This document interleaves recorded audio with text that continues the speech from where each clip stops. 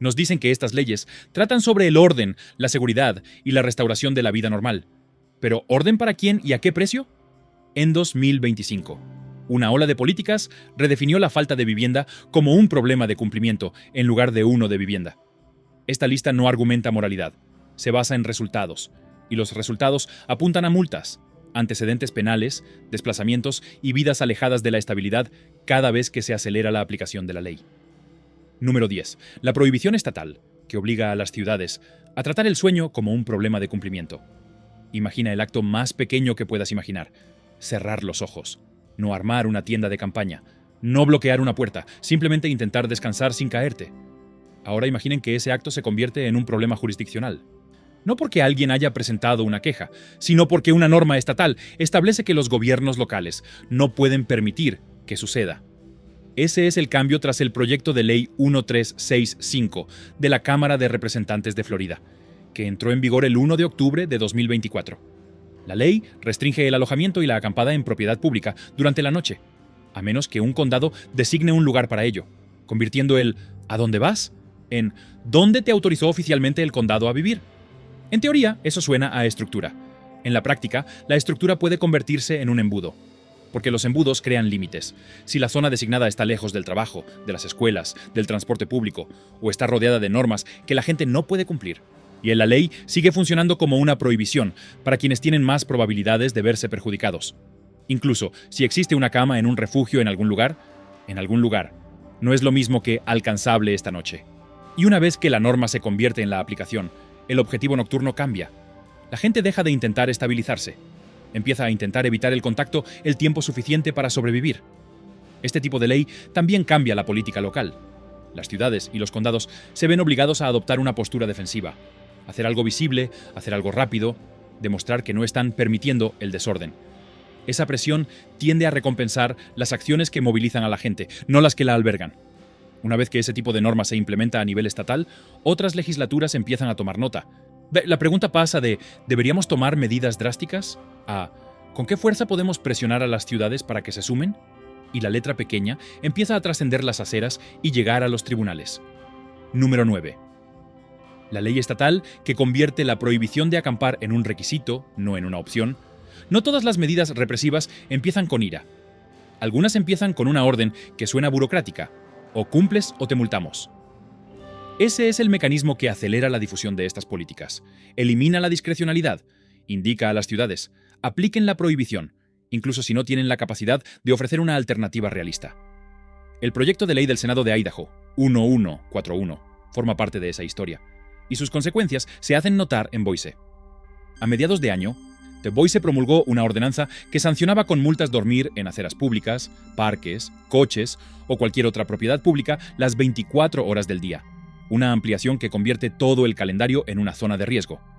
Lo que la gente pasa por alto es cómo la aplicación de la ley cambia el comportamiento incluso antes de que se emita la multa.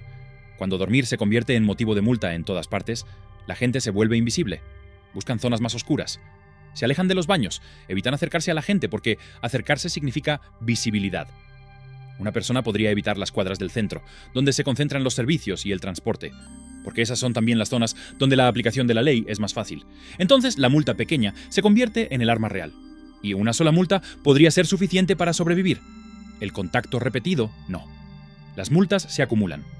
Las citas judiciales coinciden con las entrevistas de trabajo. La falta a un juicio tiene consecuencias más graves. Y, en segundo plano, el estrés hace su trabajo silencioso. Fragmentación del sueño, mayor conflicto, peor toma de decisiones, peor salud. La política destinada a reducir el desorden puede generar más inestabilidad, porque la inestabilidad es lo que ocurre cuando se criminaliza el descanso.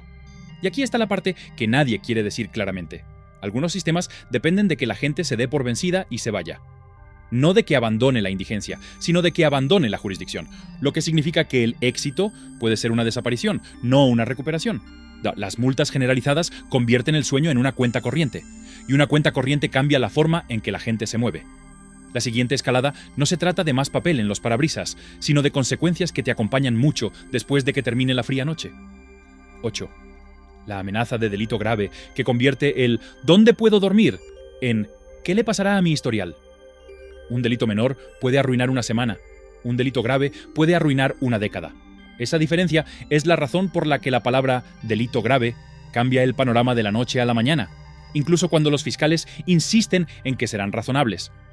Cuando una persona cree que la consecuencia podría ser un delito grave, no se arriesga a la clemencia, se escapa. El enfoque de Tennessee ha llamado la atención porque acampar no autorizado, en ciertos contextos, ha sido tratado como un delito grave, y las restricciones relacionadas se han ampliado, incluido un delito menor separado por acampar a lo largo de carreteras y rampas de acceso controlado, según el proyecto de ley senatorial 1610. Lo que importa no es el marco retórico, proteger parques, proteger infraestructuras, restaurar la seguridad. Lo que importa es la señal práctica. Si eres visible en el lugar equivocado, todo tu futuro se vuelve negociable. Una vez que el riesgo de un delito grave entra en escena, las personas dejan de interactuar con los sistemas que generan registros. Evitan el contacto con la policía incluso cuando sufren algún daño. Evitan los albergues si estos exigen verificaciones de identidad en las que no confían plenamente. Evitan cualquier proceso oficial que pueda exponerlos, porque la exposición ahora conlleva una larga sombra. Así es como un breve episodio de falta de vivienda se alarga. El miedo a las consecuencias aleja a las personas de las vías de estabilización. Y cuanto más tiempo pasa una persona en la calle, más se pierde su documentación, más se deteriora su salud y más se reducen sus perspectivas laborales, hasta que la vivienda no solo se vuelve inasequible, sino inalcanzable. La crueldad radica en que a menudo se defiende la ley como solución al caos, pero el resultado puede ser un caos más profundo. Más ocultamiento, más agitación, más aislamiento. La persona sigue ahí. Simplemente es más difícil llegar a ella, más difícil ayudarla y más propensa a sufrir daños. El riesgo de delito no solo modifica el comportamiento, reduce el nivel de control aceptable. Tras normalizar ese nivel de amenaza, parece casi razonable redactar normas que castiguen algo tan común como descansar un momento. Número 7. La regla de la acera que convierte en un acto punible acostarse. Hay un tipo especial de castigo que se siente como una cuestión de etiqueta. No se presenta como una criminalización. Dice en voz baja, aquí no puedes hacer eso. La ampliación de la ordenanza de civismo de Houston, aprobada en julio de 2025, es un ejemplo de ello. La ciudad aprobó una prohibición de 24 horas para acostarse o dejar pertenencias en las aceras en ciertos vecindarios, con multas que pueden alcanzar hasta $500. El argumento superficial es fácil de entender. Las aceras deben ser transitables. Los distritos comerciales no deben sentirse bloqueados. Pero la pregunta de fondo es, ¿quién puede cumplir fácilmente? Si tienes casa, no acostarte en la acera no es una regla real. Es ruido de fondo. Si no tienes casa, es un ataque directo al único lugar donde puedes descansar. Y cuando una ciudad prohíbe acostarse y dejar pertenencias, no solo prohíbe una postura, prohíbe el acto de permanecer inmóvil el tiempo suficiente para existir. Este tipo de política también crea una trampa. Parece limitada, ciertas zonas, ciertos barrios, pero establece el modelo. Una vez que una ciudad demuestra que puede hacerlo en el centro, la norma puede extenderse. Y a medida que se extiende, se convierte en un sistema donde el cumplimiento exige un movimiento constante. El movimiento constante es costoso. Quema calorías y tiempo, rompe las rutinas, dificulta la asistencia a las citas, aumenta los conflictos con todos los demás, que también se ven obligados a ocupar los mismos espacios reducidos. Aumenta la posibilidad de perder medicamentos, documentos y el contacto con el trabajador social. Y cambia la percepción pública de una manera difícil de revertir. Cuando la calle se ve más limpia, la gente asume que el problema se ha reducido. Pero a veces solo se ha trasladado a los coches, a los callejones, a las zonas industriales, donde la visibilidad es menor y el peligro mayor. Si acostarse se convierte en una violación en algunas partes de una ciudad, el siguiente paso rara vez es sutil. Redibujar el mapa para que áreas enteras estén fuera del alcance de cualquiera que no pueda pagar una tarjeta de acceso. Y dejar que la distancia haga el trabajo que las citaciones comenzaron. Antes de continuar, quiero que estén atentos a esto. ¿Ven más personas en vehículos, más familias, más adultos mayores o más personas sin hogar por primera vez? Comenten qué grupo está creciendo más rápido cerca de ustedes y en qué mes empezó a notarse la diferencia. Denle me gusta y suscríbanse si quieren que siga el hilo, porque las siguientes secciones conectan las leyes con los resultados reales que nadie menciona en el comunicado de prensa. Número 6. Zonas de amortiguamiento, que convierten barrios enteros en zonas de no dormir. Comencemos con una frase sencilla, alrededor de las escuelas. La mayoría de la gente lo oye y asiente. Pero la regla nunca se limita a las escuelas. Se extiende a parques, bibliotecas, albergues, corredores de transporte público, hasta que los círculos se superponen y el mapa se convierte en un laberinto. La actualización del título 8 del Código Municipal de Tacoma del 21 de octubre de 2025 creó nuevas zonas de amortiguación comunitarias alrededor de escuelas públicas, bibliotecas públicas y parques públicos donde está prohibido acampar y almacenar pertenencias personales en propiedad pública. Esta es una de esas políticas que transforman la vida sin cambiar los titulares. No requiere una aplicación drástica para moldear el comportamiento. La gente se adapta de inmediato porque no quiere contacto. Se alejan de los lugares que les parecen más seguros, zonas bien iluminadas, instituciones comunitarias, espacios con baños, y se dirigen a espacios menos protegidos y más aislados. Las zonas de amortiguamiento también interfieren con los servicios de una forma extraña. Una biblioteca no es solo un edificio, es acceso a Internet, aire acondicionado, baños, un enchufe para cargar dispositivos electrónicos, un lugar para sentarse sin comprar nada. Al prohibir la acampada y el almacenamiento en torno a las bibliotecas, se reduce el mapa de supervivencia en torno a uno de los últimos espacios públicos, que aún funciona como un salvavidas. La cláusula de almacenamiento añade un segundo nivel. Si no puede guardar sus pertenencias, debe cargarlas. Cargarlas lo marca. Marcarlo aumenta la atención de las autoridades. La atención de las autoridades aumenta el movimiento. El movimiento aumenta la pérdida. La pérdida aumenta la inestabilidad. La inestabilidad aumenta la probabilidad de permanecer sin hogar por más tiempo. Así es como una regla que se vende como orden produce una especie de agotamiento artificial. A la gente no la arrestan una vez y desaparece. La empujan repetidamente hasta que no logran mantener su vida lo suficientemente organizada como para volver a entrar. Una ciudad dividida por círculos de insomnio no elimina la indigencia. Simplemente la relega tras cristales y chapas. En el momento en que la supervivencia se centra en los vehículos, estos se convierten en lo siguiente, que las autoridades se ven tentadas a regular y ocultar. 5. Prohibiciones de habitabilidad vehicular que convierten al automóvil en un vehículo de responsabilidad.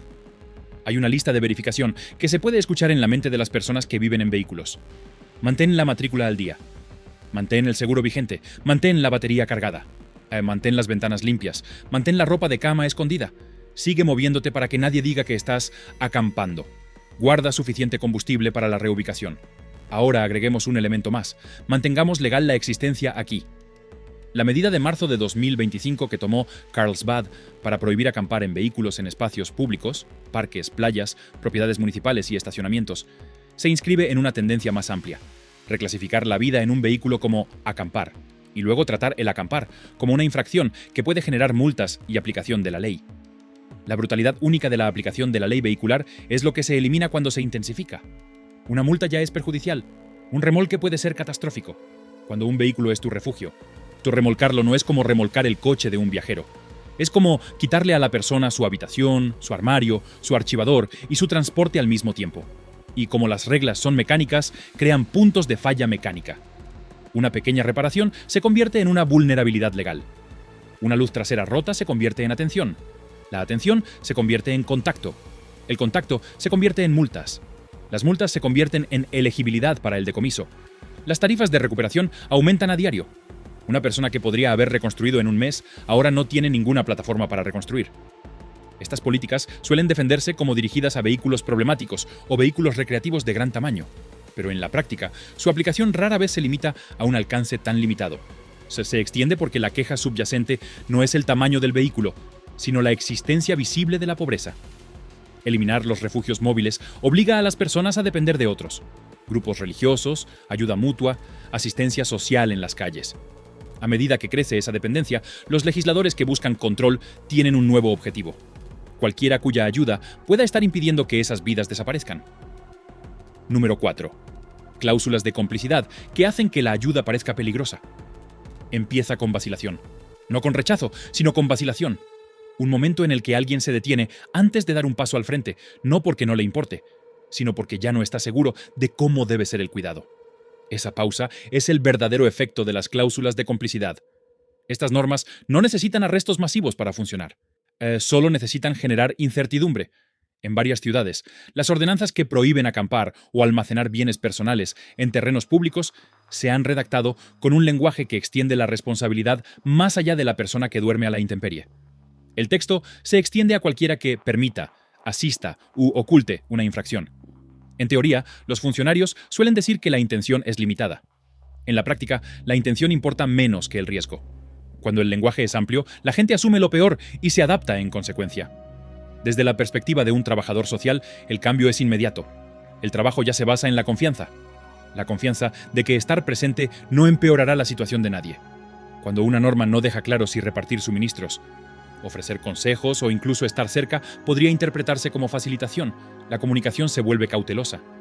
Las conversaciones se acortan, los materiales se limitan, los seguimientos se retrasan. No porque a los trabajadores les deje de importar, sino porque no pueden permitirse formar parte de un expediente de cumplimiento. Los grupos de voluntarios lo ven de otra manera. Muchos operan con márgenes de beneficio limitados y buena voluntad. No cuentan con abogados. Cuando una ordenanza municipal plantea la posibilidad de exposición legal, incluso si es improbable que se aplique, las juntas directivas se ponen nerviosas. Las aseguradoras hacen preguntas. Los líderes empiezan a preguntarse si vale la pena correr el riesgo de ir a comprar comida o suministros semanalmente. A veces la respuesta es no, silenciosamente, sin una pelea pública, sin titulares. Y desde la perspectiva de alguien que vive fuera, la señal es clara. La ayuda ahora conlleva condiciones. Aceptar suministros podría marcarte. Hablar con la persona equivocada podría llamar la atención. La información en sí misma se vuelve riesgosa. Las personas empiezan a rechazar la ayuda no porque no la necesiten, sino porque la necesidad se ha replanteado como evidencia. Aquí es donde se produce el verdadero daño, el apagón informativo. Los ayudantes informales son los primeros sensores del sistema. Son quienes detectan cuándo alguien acaba de ser desplazado, cuándo su salud se deteriora, cuándo alguien podría finalmente estar listo para aceptar alojamiento o tratamiento. Cuando estos ayudantes se retiran, el flujo de información se interrumpe. El sistema no falla de forma estrepitosa. Y falla tarde. Las crisis se agravan, hasta que la única intervención restante es la respuesta de emergencia. Las ciudades suelen justificar estas cláusulas como herramientas para restablecer el orden. Pero el orden construido sobre el silencio es frágil. Cuando las personas desaparecen de la vista sin desaparecer de la necesidad, el coste final es mayor, médico, social y económico. Lo que hace que este capítulo sea especialmente peligroso es que se siente indirecto. No hay sirenas, no hay deportaciones masivas. Solo una lenta erosión de la confianza, la conexión y la respuesta comunitaria. La ayuda no desaparece de la noche a la mañana. Se diluye, titubea, llega demasiado tarde. Y una vez que el calor se trata como algo para lo que calificas, y la noche deja de ser clima y comienza a ser un examen en movimiento, con reglas que cambian a mitad de la prueba. Número 3. El modelo directivo que normaliza los barridos como gobernanza rutinaria. Algunos cambios de política no llegan con esposas. Llegan con un memorando que dice a las agencias, muévanse más rápido. La Orden Ejecutiva número 1 de California, emitida a fines de julio de 2024, instó a las agencias estatales a abordar los campamentos en propiedades estatales, enmarcados en la seguridad y la infraestructura, al tiempo que instó a una postura más agresiva. No es necesario discutir los motivos para comprender el efecto. Una vez que se ordena a las agencias desalojar más campamentos, el resultado práctico es mayor perturbación. Más perturbación implica más pérdidas. Y las pérdidas son el factor menos considerado de la falta de vivienda a largo plazo. Porque lo que se destruye en una redada rara vez se recoge en un comunicado de prensa, una carpeta con identificación, una receta médica, un cargador de teléfono, unas botas de trabajo, un calendario con horarios de citas, el número de contacto de un gestor de casos, los papeles escolares de un niño. Estas no son pertenencias. Son la infraestructura para la reinserción. Cuando las redadas se vuelven rutinarias, la gente deja de invertir en tareas de estabilidad. ¿Para qué recoger documentos si podrías perderlos mañana? ¿Para qué programar una cita si podrías ser llevado al otro lado de la ciudad la noche anterior? ¿Para qué aceptar servicios si aceptarlos te hace más visible? Esa es la trampa. El objetivo declarado es la seguridad. Pero el desplazamiento repetido puede hacer que la calle sea más peligrosa, ya que empuja a la gente a espacios más ocultos, rompe las rutinas y aumenta la desesperación. Además, convierte al público en un público acostumbrado a exigir una limpieza constante, porque la limpieza es el único cambio que pueden ver rápidamente. El modelo de directivas a nivel estatal es importante porque se extiende. Otros lugares lo observan, otorga permisos, crea una nueva base, la aplicación de la ley como norma, la vivienda como algo posterior. Considerar las repetidas redadas como prueba de liderazgo enseña al público a medir el éxito por la rapidez con la que desaparece un campamento, no por si alguien lo abandona o no. Esta mentalidad no se limita a lo local, sino que se extiende a los temas de debate y las prioridades de financiación nacionales. Número 2. El marco federal de desorden, que trata las aceras como un problema de seguridad. Observen la rapidez con la que la definición de ayuda puede cambiar según quién hable y cuál sea el objetivo. Una ciudad que busca alojar a la gente medirá su éxito por las salidas. Una ciudad que busca gestionar la imagen medirá su éxito por cuánto despeja. Y cuando la política nacional empieza a adoptar el segundo enfoque, la aplicación de la ley empieza a sustituir a las soluciones. En el verano de 2025, una nueva directiva federal cambió el tono desde la cúpula. En lugar de centrarse en la capacidad de los albergues, la estabilización de los alquileres o la infraestructura de salud mental ambulatoria, utilizó un lenguaje completamente diferente: delito y trastorno. El mensaje: las aceras ya no solo representan la pobreza, representan la seguridad pública. Ese enfoque es importante porque determina qué tipo de intervenciones se financian, apoyan y aceleran. Una línea de la directiva sugería ampliar los estándares de internamiento civil para las personas que viven en la calle y se perciben como incapaces de cuidar de sí mismas. Para muchos estadounidenses alojados, esto puede parecer compasivo, como una misión de rescate para personas en crisis visible. Pero para quienes han visto cómo funcionan estos sistemas en la práctica, indica algo más: una transición del cuidado voluntario al control institucional. Lo que hace que esto sea especialmente arriesgado es la rapidez con la que los objetivos bien intencionados se ven superados por la presión de producir resultados visibles. No una recuperación a largo plazo, sino solo un cambio visible. Cuando el éxito se juzga por si un bloqueo, aspecto más limpio, existe un poderoso incentivo para desalojar a la gente, pase lo que pase. Y si esas expulsiones se realizan mediante compromisos de emergencia o retenciones legales en lugar de la colocación en viviendas, las cifras podrían parecer buenas, mientras los resultados se desploman silenciosamente. Nada de esto es teórico. Cuando las prioridades federales se inclinan hacia el control, las agencias locales siguen su ejemplo. Las ciudades ajustan su estrategia de cumplimiento para cumplir con las nuevas directrices de financiación. Los legisladores estatales buscan alinear las leyes de salud mental con el lenguaje federal de flexibilidad. Los grupos de extensión se ven presionados entre la atención y el cumplimiento. Y lo que comienza como un cambio de política en Washington se convierte en una reestructuración a nivel local de lo permitido, lo tolerado, y lo que desaparece sin que nadie pueda contarlo. La cuestión de fondo no es si el apoyo a la salud mental es necesario. Absolutamente lo es. La cuestión es si el camino hacia esa atención se construye teniendo en cuenta la confianza, los recursos y la recuperación, o si se busca hacer que las aceras sean menos incómodas. 2026. No se trata solo de cuántas personas siguen sin hogar. Se trata de si este país tratará la visibilidad como un problema en sí mismo y eliminará a personas en nombre de restaurar el orden. Número 1. La luz verde de la Corte Suprema que hizo que el castigo local sea legalmente más seguro. No todas las leyes cambian la calle. Algunas leyes cambian los incentivos detrás de la calle. El 28 de junio de 2024, la Corte Suprema de los Estados Unidos dictaminó en el caso City of Grants Pass vs. Johnson que hacer cumplir las ordenanzas de acampada pública de aplicación amplia no viola, por sí sola, la prohibición de la octava enmienda sobre los castigos crueles e inusuales, rechazando la idea de que las penas son automáticamente inconstitucionales, incluso cuando no hay refugio disponible. Esa decisión no redactó 10 leyes nuevas por sí sola. Lo que hizo fue eliminar la fricción. Les dijo a las ciudades: pueden intentar esto, y sus probabilidades de sobrevivir a un recurso constitucional simplemente mejoraron. Y eso importa porque la vivienda es lenta, los permisos son lentos, la construcción es lenta, los sistemas de tratamiento son lentos. Pero aprobar una ordenanza es rápido. Ampliar la aplicación de la ley es rápido. Declarar una zona de amortiguación es rápido. Incluir la prohibición de acostarse en un código de urbanidad es rápido. Convertir la vida en vehículos en camping es rápido. Y cuando los políticos son recompensados por lo que parece inmediato, la rapidez se convierte en la estrategia dominante. El riesgo de 2026 no se trata de una sola política, es una acumulación. Prohibición de acampar, zona de contención, prohibición de vehículos, multas, pérdida de pertenencias, temor a los antecedentes penales y menos lugares donde aceptar ayuda. Esa acumulación no crea viviendas. Crea personas más agotadas, con mayor movilidad, más ocultas y con menos posibilidades de reincorporarse al sistema que realmente las estabilizaría. Así que, si quieres juzgar tu ciudad con honestidad, no preguntes si los líderes parecen compasivos o duros. Pregunta si las normas facilitan la reinserción. Si esto te ayudó a comprender mejor cómo funcionan las normas, dale me gusta al video y suscríbete para obtener un análisis fundamentado. Y comenta la primera señal que hayas notado en tu lugar de residencia: multas, remolques, zonas de contención o cualquier otra cosa.